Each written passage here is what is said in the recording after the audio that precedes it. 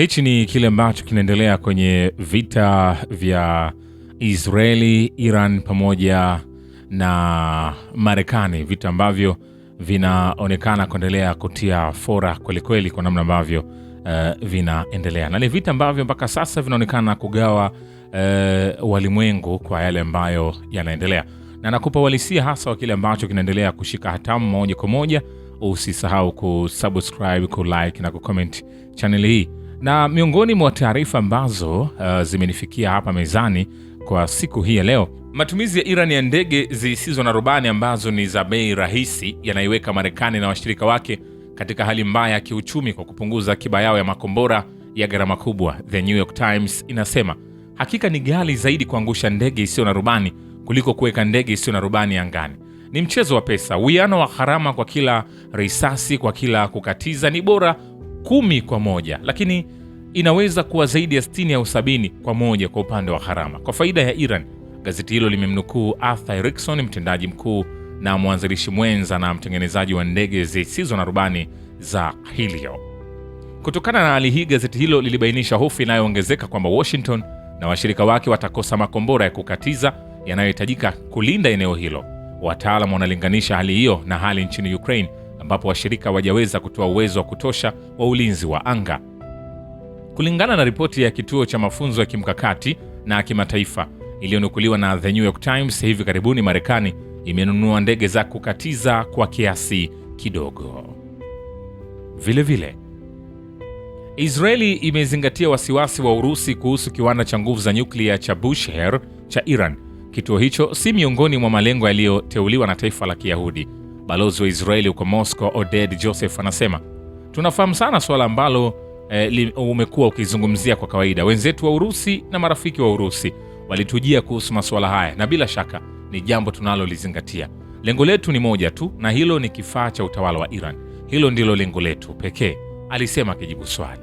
Maandalizi ya Marekani kwa ajili ya operesheni ya kumuua kiongozi mkuu wa Iran Ali Khamenei yalianza baada ya mashambulizi kwenye vituo vya nyuklia vya Iran mnamo Juni 2025. French portal Intelligence Online inaripoti. Kulingana na chapisho hilo, kufuatia operesheni ya Midnight Hammer ambapo mabomu ya siri ya Marekani ya B-2 yalishambulia vituo vya Iran, CIA na mashirika mengine ya ujasusi ya Marekani yalipanua kwa kiasi kikubwa ulinzi wao wa ujasusi katika eneo hilo. Hapo awali kazi yao kuu ilikuwa ni kutathmini uharibifu uliosababishwa. Lango hilo linabainisha kuwa mvutano uliibuka kati ya mashirika ya Marekani katika hatua ya awali. Uvujaji kutoka kwa shirika la ujasusi la ulinzi la Marekani na kituo chake cha uchambuzi cha vituo vya chini ya ardhi ulipingana na kauli za umma za Rais Donald Trump kuhusu kuharibu kabisa mpango wa nyuklia wa Iran. Vile Moscow haijapokea maombi yoyote ya usaidizi, ikiwa ni pamoja na vifaa vya silaha kutoka Iran. Msemaji wa Kremlin Dmitry Peskov anasema kwenye mkutano. Vile Moscow haijapokea maombi yoyote ya usaidizi, ikiwa ni pamoja na vifaa vya silaha kutoka Iran. Msemaji wa Kremlin Dmitry Peskov anasema kuhusu hali ya sasa hakukuwa na maombi yoyote kutoka Iran.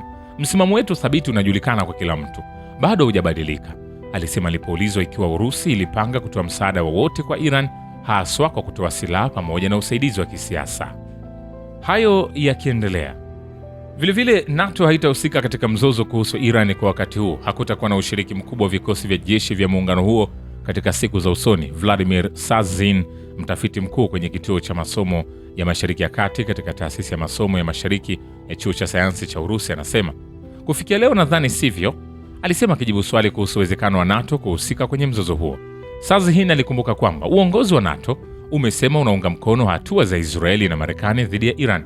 Hata hivyo, nadhani hakutakuwa na ushiriki mkubwa wa vikosi vya jeshi vya NATO angalau katika siku za usoni, aliongeza. Mtaalamu huyo alielekeza mawazo kwenye nafasi za wanachama wakuu wa muungano huo. Swali ni kwamba, kwa mfano, Uingereza iko karibu zaidi na Marekani, na kwa hivyo tayari kulikuwa na taarifa kwamba Waingereza waliruhusu wa Marekani kutumia kambi zao. Uwezekano wa ushiriki au angalau kuunga mkono sio ushiriki kamili, lakini usaidizi kutoka Uingereza unawezekana kabisa. Lakini kuhusu, kwa mfano, nchi muhimu za muungano kama Ufaransa na Ujerumani, hapa kusema kweli nina mashaka yangu, aliongeza. Makundi kadhaa ya Kikudri yanajiandaa kwa shambulio linalowezekana la ardhini dhidi ya Iran kwa ushirikiano na huduma za ujasusi za Marekani na Israeli, Axios inaripoti. Wanamgambo kutoka makundi kadhaa ya Kikudri ya Iran wanajiandaa kwa shambulio linalowezekana la ardhini dhidi ya utawala wa Iran katika sehemu ya kaskazini magharibi mwa nchi.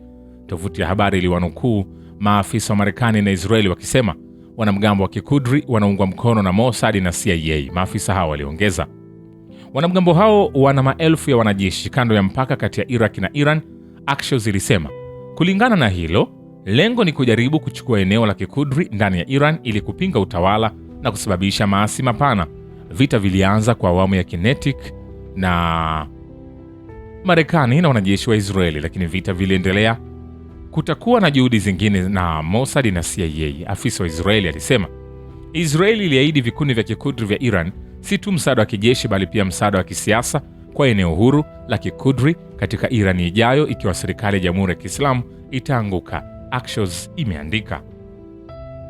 Vilevile makundi kadhaa kudadaki. Vilevile jeshi la wanamaji la walinzi wa mapinduzi ya Kiislamu limerusha kombora kwenye meli ya mafuta ya Marekani Alhamisi asubuhi, kitengo cha jeshi la Iran kimesema. Mapema asubuhi ya leo, meli hii ya mafuta kaskazini mwa Ghuba ya Uajemi ilishambuliwa na jeshi la wanamaji la IRGC na iliweza kuungua. Mlango bahari wa Hormuz uko chini ya udhibiti wa Iran na meli zozote zinazohusiana na Marekani au Israeli zitapigwa marufuku kupitia humo, IRGC ilionya. Lakini pia mashambulizi ya Israeli na Marekani hadi sasa yamelenga miji 174 kote Iran, huku mashambulizi 1332 yakiweza kurekodiwa tangu kuanza kwa vita. Jumuiya ya Msalaba Mwekundu ya Iran inasema. Kulingana na jumuiya hiyo, vituo 14 vya matibabu vimeharibiwa katika mashambulizi hayo. Vilevile, Iran haijafunga mlango bahari wa Hormuz, huku ikiendelea kushirikiana na vyombo vya majini vinavyopita humo sambamba na itifaki za kimataifa, anasema Kiomaz Haidar, naibu kamanda wa makao makuu ya Hatam al-Anbiya ya vikosi vya kijeshi vya Jamhuri ya Kiislamu.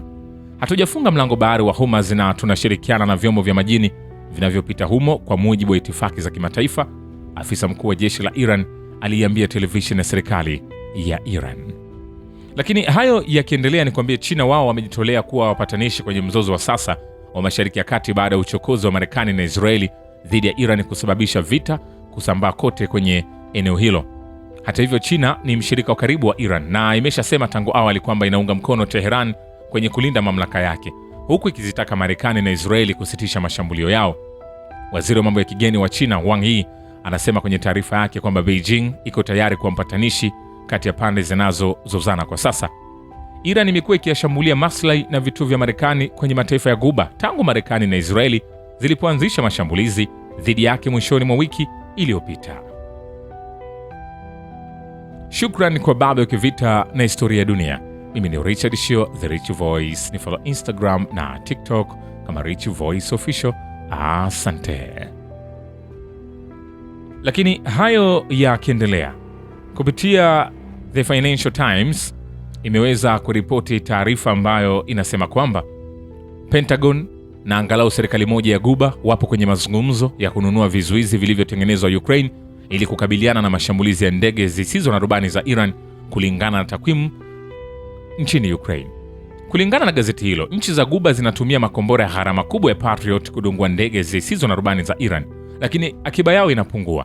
Gharama ya kila kizuizi cha Kiukraini ni dola 1000 kadhaa, huku kombora la Patriot likigharimu zaidi ya dola milioni 13.5. Chanzo cha ulinzi cha Ukraine kilibainisha kuwa makubaliano kama hayo yatahitaji idhini kutoka kwa mamlaka ya Kiev. Anasema kwamba mauzo yoyote ya mfumo wa Kiukraine, hata ile iliyotengenezwa nje ya nchi, yatalazimika kukarabatiwa na Kiev. Volodymyr Zelensky hapo awali alionyesha wasiwasi kuhusu kupungua kwa usambazaji wa silaha washirika wa Ukraine, haswa makombora mifumo ya ulinzi wa anga ya Patriot kutokana na shughuli za kijeshi katika Mashariki ya Kati.